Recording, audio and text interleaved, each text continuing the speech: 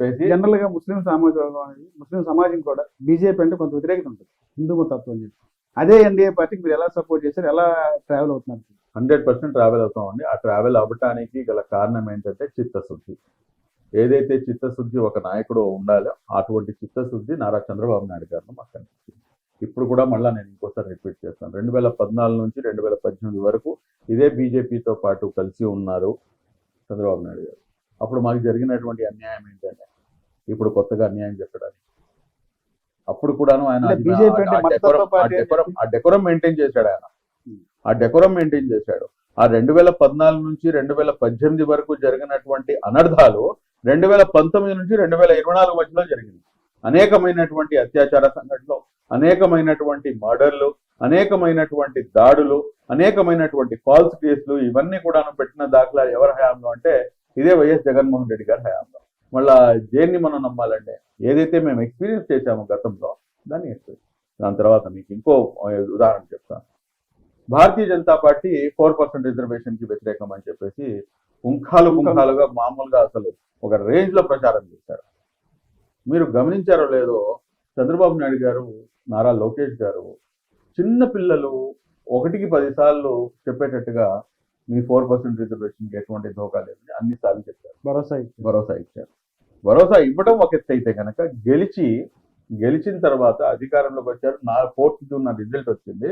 June 6th national మీడియాకి మా యువ నాయకులు నారా లోకేష్ గారు నేషనల్ మీడియాకి అడ్రస్ చేశారు. అడ్రస్ చేస్తూ దాంట్లో పర్టికులర్ గా ఒక గోధి మీడియా క్వశ్చన్ అడిగింది, మీరు ఎందుకని చెప్పేసి మీరు ముస్లింలకు ఇవ్వటం అనేది అది మతపరమైనటువంటి రిజర్వేషన్లు కదా, దాన్ని మీరు ఏ రకంగా సపోర్ట్ చేస్తారు, మీరు బీజేపీతో ఉన్నారు కదా అంటే చాలా స్పష్టంగా, ఎంత స్పష్టంగా అంటే అంత స్పష్టంగా నేను కూడా చెప్పలేను.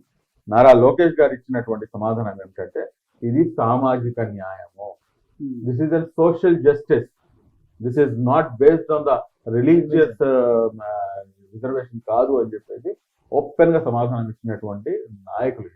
కాబట్టి ఏదైతే చిత్తశుద్ధి ఉందో ఆ చిత్తశుద్ధి నమ్మకానికి పునాది అవుతుంది. సార్ ఇప్పుడు పవన్ కళ్యాణ్ గారు సనాతన ధర్మం అని చెప్పి ఒక ఇది చేస్తున్నారు ప్రజెంట్.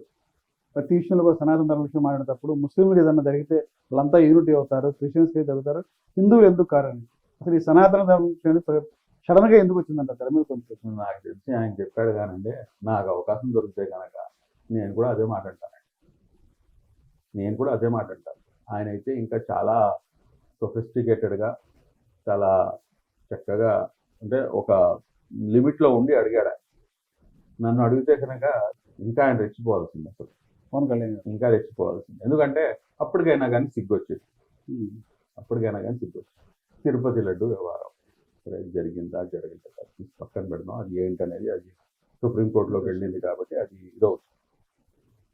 ఇదే పని కనుక ముస్లిం సమాజంలో ఆయన చెప్పింది ఏంటి అదే కదా, అల్లా పేరు తీసుకుంటే కనుక ఏకమైపోతారు.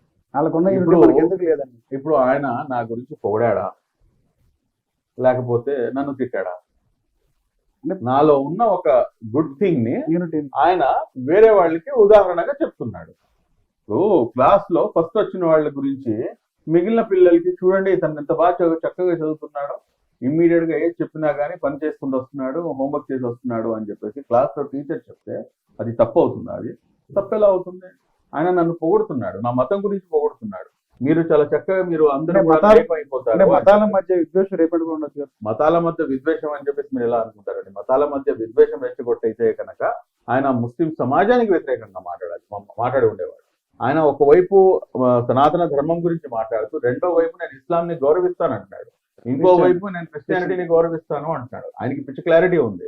కాకపోతే ఏంటంటే ఆయన ఎమోషనల్ గా గట్టిగా చెప్పేటప్పటికి ఏంటంటే కొంతమంది దాన్ని పొలిటికల్ ఎజెండాగా తీసుకొని దాన్ని ఏదో రకంగా డిఫరెన్స్ తీసుకొని రావాలి.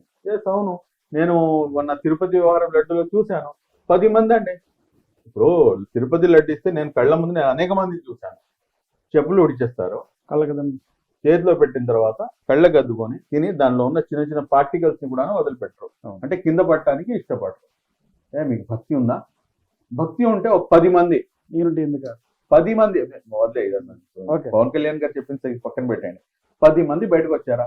ఇప్పుడు నేను అడిగితే అది మళ్ళీ వేరే రకంగా వెళ్ళింది కాబట్టి నేను ఆ రకంగా సందర్భం అడగదలుచుకోలేదు. వచ్చినప్పుడు అది వస్తుంది. కానీ ఒకటైతే నేను చెప్తాను, ఇంతకు ముందు గతంలో కొన్ని ఇంటర్వ్యూస్ లో నేను చెప్పుకున్నాను, ఇప్పుడు మళ్ళా నేను మీకు ఇది రిపీట్ చేస్తాను.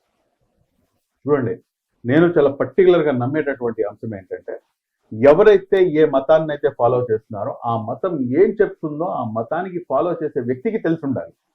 ఆ మతం యొక్క పెద్దలు ఎవరైతే ఉంటారో వారు ఆ మతానికి సంబంధించినటువంటి అంశాలను వారికి తెలియపరచాలి. హిందూ సమాజంలో ఎవరు తెలియపరుస్తున్నారు? హిందూ సమాజంలో నాకు తెలియకుండా అడుగుతాను, ఆర్ఎస్ఎస్ లేకపోతే బీజేపీయా, భగవద్గీతను, పురాణాలు? నాకు చెప్పండి, నాకు సమాధానం చెప్పండి. ఇదేనా రామరాజ్యం అంటే? బాబాలు ఇదేనా?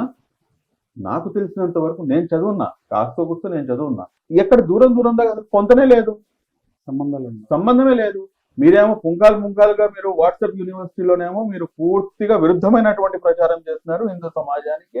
ఏదైతే హిందూ యొక్క మత గ్రంథాలు ఉన్నాయో, వేదాలు కానివ్వండి, పురాణాలు కానివ్వండి, ఇవన్నీ కూడాను వీటికి డిఫరెంట్ గా మీరు ఇవన్నీ కూడాను చూపిస్తుంటే కనుక ఈ రోజున అసలైనటువంటి ఏదైతే మతం ఏం చెప్తుందనేది ఎలా తెలుస్తుంది? కాబట్టి ఇదంతా ప్రాబ్లం అండి. This is the problem. నేను అదే చెప్తాను, ఏ మతానికి చెందిన వ్యక్తి ఉన్నాడో ఆ మతానికి సంబంధించినటువంటి గ్రంథాలు వారికి తెలియాలి. మీ గ్రంథంలో ఏం రాస్తుంది? ఈ రోజున నైతిక విలువల కోసం మా లాంటి వాళ్ళను లేకపోతే ఇంకోళ్ళను పిలిచి క్లాసులు చెప్పిస్తున్నారు. నైతిక విలువలు ఎక్కడున్నాయండి వాళ్ళ సమాజంలో? నైతిక విలువలు వచ్చేది ఎక్కడి నుంచి? దైవ భీతి. ఇప్పుడు సీసీ కెమెరాలు మీరు పెడుతున్నారు, ఇక్కడ ఏం సీసీ కెమెరాలు లేవు. నేను ఏదో ఒకటి ప్లానింగ్ చేసి ఎవడో ఒకటి మర్డర్ చేసి వదిలేస్తాను, ఎవడు చూడట్లేదు కాబట్టి, అంటే సీసీ కెమెరాలు లేవు కాబట్టి. అల్టిమేట్ గా ఒక పవర్ ఉంది, అది నన్ను చూస్తుంది అన్న భయమే దైవ భీతి. ఆ దైవ భీతి ఎప్పుడైతే మనిషిలోకి వస్తుందో అప్పుడు అతను తప్పు చేయకుండా ఉంటాడు. మళ్ళీ ఆ దైవ భీతి తీసుకొని రావడంలో అటువైపు ముస్లిం సమాజం కానివ్వండి, లేకపోతే క్రైస్తవ సమాజం కానీ సక్సెస్ అయింది. హిందూ సమాజం ఇప్పుడు రాష్ట్రంలో లాండ్ ఆర్డర్ అసలు లాండ్ ఆర్డర్ ఉందంటారా? మనం చూస్తేనేమో పొంగునూరు చిన్నారి మీద దాడి జరిగింది లైంగికంగా. తర్వాత చూస్తే సత్యసాయి జిల్లాలో అత్తాకోడలు ఇష్యూ జరిగింది. చూడండి, లా అండ్ ఆర్డర్ ఉంది కాబట్టే వితిన్ 24 అవర్స్, వితిన్ 48 అవర్స్లో ఎవరైతే నిందితులు ఉన్నారో వాళ్ళని పట్టుకుంటున్నారు. మీరు ఇక్కడ గమనించాల్సిన ఒక అంశం ఏంటంటే, ఇష్యూస్ అనేది జరుగుతాయండి సహజంగా. ఏంటంటే ఏదైతే చిన్నపాటి ఇష్యూస్ ఎక్కడైనా కానీ అది జరగడం సహజం. దాన్ని మనం ఎవరు కూడాను ఆపలేరు. ఇంత పెద్ద రాష్ట్రంలో ఏంటంటే ఇష్యూస్ అనేది జరుగుతాయి. కానీ ఇక్కడ నేను ఇంతకు ముందు కూడాను నేను బాగా గట్టిగా ఈ పొంగునూరు విషయంలో మాత్రం మిమ్మల్ని చాలా అప్రిషియేట్ చేయాలి. Thank you. మీరు తీసుకున్నటువంటి ఇది అంటే నన్ను అప్రిషియేట్ చేయడం కన్నా అది ప్రభుత్వాన్ని అప్రిషియేట్ చేయడం. ఎందుకంటే గతంలో కూడాను మేము అబ్దుల్ సలాం ఘటన జరిగింది. అబ్దుల్ సలాం ఘటన జరిగినప్పుడు నేను వ్యతిరేకంగా ఏం మాట్లాడలేదండి, వ్యతిరేకంగా నేను రోడ్డు మీదకి రాలేదండి. నేను వెళ్ళి ఇక్కడ ఉన్నటువంటి ఎవరైతే నాయకులు ఉన్నారో వాళ్ళని కలిశాను, అధికారుల్ని కలిశాను, ఎవరు పట్టించుకోలేదు. అబ్దుల్ సలాం మొత్తం ఫ్యామిలీతో పాటు ఆత్మహత్య చేసుకుంటే ఇది ప్రభుత్వం యొక్క వైఫల్యం కిందకి రాదా? ప్రభుత్వం కనీసం స్పందించకపోవడం ఇంకా ప్రభుత్వ వైఫల్యం కిందకి రాదా? ఇప్పుడు పోలీసుల యొక్క ఏదైతే దౌర్జన్యం ఉందో ఆ దౌర్జన్యం వల్ల ఫ్యామిలీ వెళ్ళి ఆత్మహత్య చేసుకుంది. మరి అలాంటప్పుడు దానిపై స్పందించాలా, స్పందించకూడదా? స్పందించాలి. 9 రోజులు అయిన తర్వాత కూడా స్పందించకపోతే నేను వెళ్ళి అప్పుడు ఉన్నటువంటి డీజీపీ గారిని కలిసి దాని తర్వాత అధికారులను కలిసిన తర్వాత అప్పటికి కూడా స్పందించాల. అప్పుడు ఉన్నటువంటి ఉప ముఖ్యమంత్రి బయటకు వచ్చి వైఎస్ జగన్మోహన్ రెడ్డి గారి ఆదేశాల మేరకు నేను ఇప్పుడు పరామర్శించడానికి వచ్చాను అన్నాడు. దౌర్భాగ్యపు ఉప ముఖ్యమంత్రి. సిగ్గుండాలి, కాస్తైనా కానీ సిగ్గుండాలి. అంజాద్ భాష నీకు నీ యొక్క సామాజిక వర్గానికి అన్యాయం జరిగితే ముఖ్యమంత్రి పర్మిషన్ ఇవ్వాలా? నాకు పొంగునూరులో జరిగితే నాకు ముఖ్యమంత్రి గారు చెప్పలేదే, నిన్న ఇంకో చోట జరిగితే సత్యసాయి దగ్గర జరిగితే నాకేం చెప్పలేదే, ఎవరు కూడాను నా మైనార్టీ మంత్రి గారు నాకేం చెప్పలేదే. That is my right, that is my responsibility. When you are representing one community you have to raise the issue. ఈ రోజున మీరు చూసుకోండి, మీరు విత్ ఇన్ అవర్స్ లో సీఎం గారు సైతం ఆయన రెస్పాండ్ అవుతున్నాడు. ఉప ముఖ్యమంత్రి మన హోమ్ మినిస్టర్ గారు రెస్పాండ్ అవుతున్నారు. అక్కడ కన్సర్న్ మంత్రి గారు రెస్పాండ్ అవుతున్నారు. మైనార్టీ మంత్రి గారు, పెద్దలు ఎన్ఎండి ఫారూక్ గారు రెస్పాండ్ అవుతున్నారు. మరి అలాంటప్పుడు నేను ఏమని చెప్పేసి నేను ఇది చేయమంటారు చెప్పండి? న్యాయం చేయాలంటే ఆ నిందితులు ఎవరైతే ఉన్నారో వాళ్ళని పట్టుకోవాలి, వాళ్ళకి కఠినంగా శిక్షించాలి. ఎవరైతే బాధితులు ఉన్నారో వాళ్ళకి ప్రభుత్వం తరపు నుంచి ఏదో ఒకటి ఎగ్జిక్యూషన్ ఇప్పించాలి.